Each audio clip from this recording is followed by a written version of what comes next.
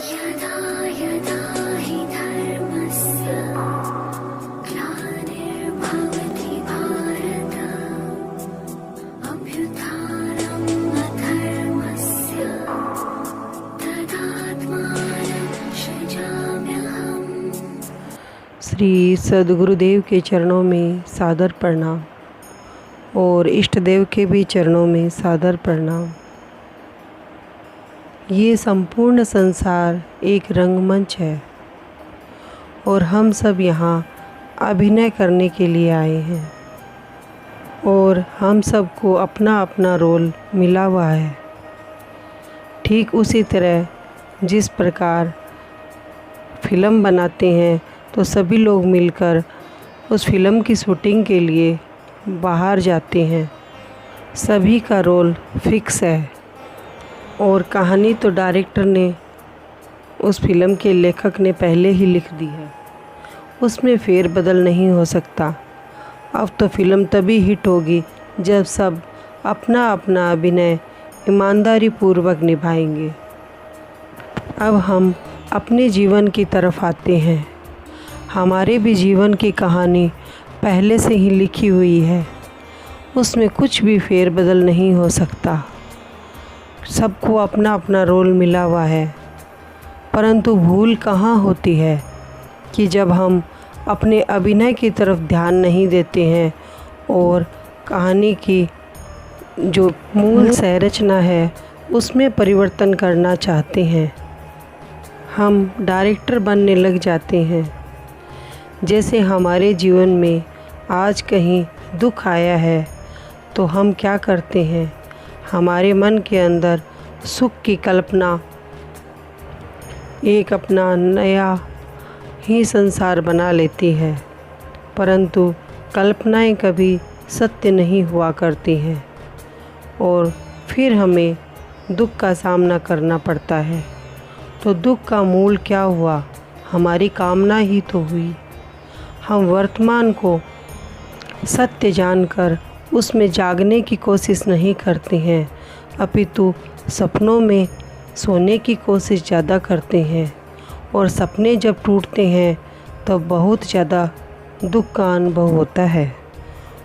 आज हमें जो कुछ भी मिला हुआ है, चाहे व्यक्ति हो, वस्तु हो, परिस्थिति हो या घटना, वो सब हमारे पिछले जन्मों का अकाउंट है जो हमें इस जन्म में मिला है।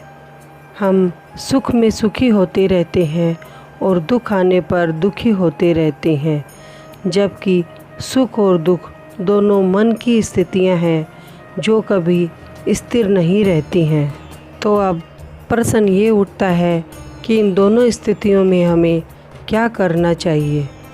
तो जब हमारे जीवन में सुखदायी परिस्थिति आए तो हमें भगवान का धन्यवाद करना चाहिए कि प्रभु आपकी बहुत बहुत कृपा है जो हमारे जीवन में ये सुख आए हैं।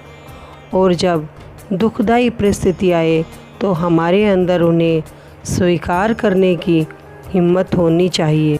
जब हम सुख में भगवान का धन्यवाद करते हैं तो हमारे अंदर अभिमान आने का डर नहीं रहता है और दुख में जब हम स्वीकृत भाव से जीते हैं तब हमें दुख का अनुभव नहीं होता है।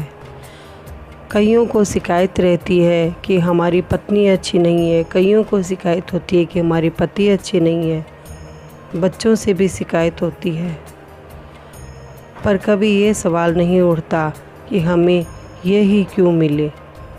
इन सब के मिलने का बहुत ही गहरा कारण ये है कि इन सब के पास हमारा कर्मिक अकाउंट बाकी है। एक बार एक व्यक्ति था जो नित्य ही अपने गुरु के पास जाया करता था। गुरु भी उससे बहुत प्रेम करते थे। कुछ साल के बाद उसकी शादी हो गई, परंतु उसके घर में कोई बच्चा न हुआ। तो उसने अपने गुरुदेव से प्रार्थना की कि भगवान, और तो सब कुछ है पर हमारे घर का जो आंगन है वो अभी भी सोना है। गुरुदेव ने कहा, समय आने पर वहाँ भी फूल खिलेंगे। ठीक कुछ दिन बाद ही उसकी पत्नी गर्भवती हुई और उसने एक सुंदर बच्चे को जन्म दिया। जैसे ही बच्चे का जन्म हुआ तो उसने अपने बच्चे को गोद में उठाया और सबसे पहले अपने गुरुदेव के पास लेकर गया। गुरुदेव ने उस बच्चे को देखा तो ज़्यादा प्रसन्न नहीं हुए। गुरुदेव ने अपने शिष्य की जेब से कुछ रुपए निकाले और उस बच्चे के हाथ में रखे। जैसे ही उस बच्चे के हाथ में रुपए रखे, बच्चे ने आंखें बंद कर ली और बच्चा मर गया। शिष्य श्रद्धालु था, उसने अपने गुरु से कोई प्रश्न न किया और घर आ गया। कुछ साल बाद वही कहानी दोहराई गई। उसके घर में एक और बच्चे ने जन्म लिया तो शिष्य ने उसे भी गोद में उठाया और खुशी खुशी अपने गुरु के पास लेकर गया। गुरुदेव ने उस बच्चे को देखा, फिर भी वो ज़्यादा प्रसन्न नहीं हुए। उन्होंने पास में पड़ा हुआ चाकू उठाया और शिष्य की अंगुली को काट दिया और उससे जो खून निकला उससे उस बच्चे के माथे पर तिलक किया। जैसे ही उसके माथे पर तिलक किया, बच्चे ने आंखें बंद कर ली और वो भी मर गया। तो शिष्य उसे लेकर घर आ गया। उसकी हिम्मत ना हुई कि वो गुरु से पूछे कि ये क्या हो रहा है। कुछ साल बाद फिर वही कहानी दोहराई गई। फिर एक और बच्चे ने जन्म लिया। शिष्य बड़ा ही श्रद्धालु था। उसका मन हुआ कि बच्चे को तो सबसे पहले अपने गुरु का ही आशीर्वाद दिलाना चाहिए, परंतु उसके मन में इस बार हलचल थी। उसने कहा कि इस बार मैं गुरुदेव से ये सवाल ज़रूर करूँगा कि उन दोनों बच्चों के जन्म और मरण के पीछे कौन सी कहानी छिपी है। परंतु इस बार जब वो बच्चे को लेकर गुरु के पास पहुंचा तो कहानी कुछ अलग ही थी। गुरुदेव उस बच्चे को देखकर बहुत ही प्रसन्न हुए और उन्होंने बच्चे को गोद में उठाया, ढेर सारा आशीर्वाद दिया और कहा, इसको घर लेकर जाओ, ये तुम्हारी खूब सेवा करेगा, तुम्हें खूब सुख देगा। तो उस शिष्य ने पूछा कि गुरुदेव, मेरे मन में एक सवाल उठ रहा है कि पीछे जो बच्चे हुए थे उनके बारे में तो आपने ऐसा नहीं कहा था, इसका क्या कारण है। तब गुरुदेव ने हंसकर कहा कि तुम तो केवल वर्तमान को देख रहे हो, मैं तो तुम्हारा भूतकाल और भविष्य दोनों देख रहा हूँ। वो दोनों ही बच्चे तुम्हारे जीवन में तुम्हें दुख देने के लिए आए थे। जो पहला बच्चा था वो तो तुमसे अपने रुपयों का बदला लेने के लिए आया था। पिछले जन्मों में वो तुम्हारे साथ व्यापार करता था और तुमने उसे व्यापार में धोखा दिया था और इस वजह से उसने आत्महत्या कर ली थी। तो इस जन्म में वो अपना बदला लेने के लिए आया था। अगर वो जीवित रहता तो वो सारे पैसे तुम्हें उस पर ही लगाने पड़ते और तुम्हें दुख के सिवाय कुछ नहीं मिलता। और जो दूसरा बच्चा था वो भी तुम्हारे पिछले जन्मों का पाप का ही फल था। तुमने उसे गला घोट कर मारा था। इस जन्म में वो अपना बदला लेने के लिए तुम्हारे पास आया था। वो तुम्हारे खून का प्यासा था, इसीलिए मैंने तुम्हारी अंगुली से खून निकाला और उसके माथे पर तिलक किया। उसकी आत्मा को शांति मिली और उसने अपनी देह को छोड़ दिया। और अब ये तीसरा बच्चा है, इसे तुम लेकर जाओ, ये तुम्हारे पुण्य का फल है, ये तुम्हें सुख देने के लिए आया है, ये तुम्हारी सेवा करेगा। हमें भी अपने जीवन में जो कुछ मिला है वो सब हमारे पाप और पुण्य का ही हिसाब है। इसीलिए जो पुण्य का फल है उसे भी स्वीकार करते चलो और जो हमारे पाप का फल है उसे भी स्वीकार करते चलो, तो हम सुख दुख दोनों से ऊपर उठ जाएंगे। हमें सुखी दुखी करने वाला दूसरा कोई नहीं है, बल्कि हमारे ही कर्म हैं जो समय पाकर प्रकट होते रहते हैं।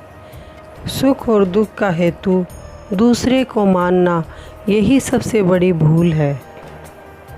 दूसरे तो केवल निमित्त मात्र हैं जो हमारे कर्म कटाने के लिए और हमें शुद्ध करने के लिए इस धरती पर आए हैं और अपना अभिनय कर रहे हैं। इसीलिए हमें सभी को निर्दोष देखना चाहिए। इसीलिए भगवान ने गीता में अर्जुन से कहा है कि अर्जुन, कर्मों की गति बहुत ही गहन है और इसे समझ पाना तो असंभव है, परंतु संत लोग इससे बचने का एक ही उपाय बताते हैं कि जीवन में सुखदायी या दुखदायी जो भी परिस्थिति प्रकट हो उसे सहज स्वीकार कर ले। अंदर में स्वीकृत भाव आते ही हम वर्तमान में सुख दुख से ऊपर उठ जाएंगे और दूसरे को निर्दोष देखते ही हम भविष्य के पाप से भी बच जाएंगे।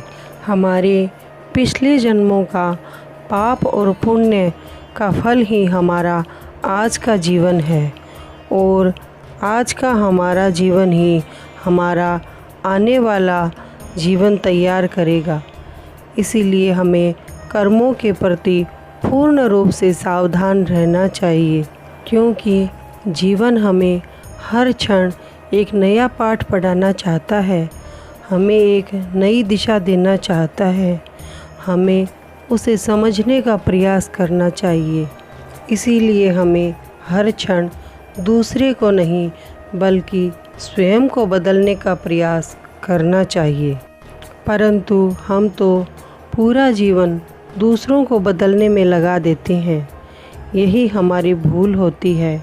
इसी विषय पर चर्चा हम अगले वीडियो में करेंगे। तब तक के लिए जय श्री कृष्णा, जय श्री कृष्णा।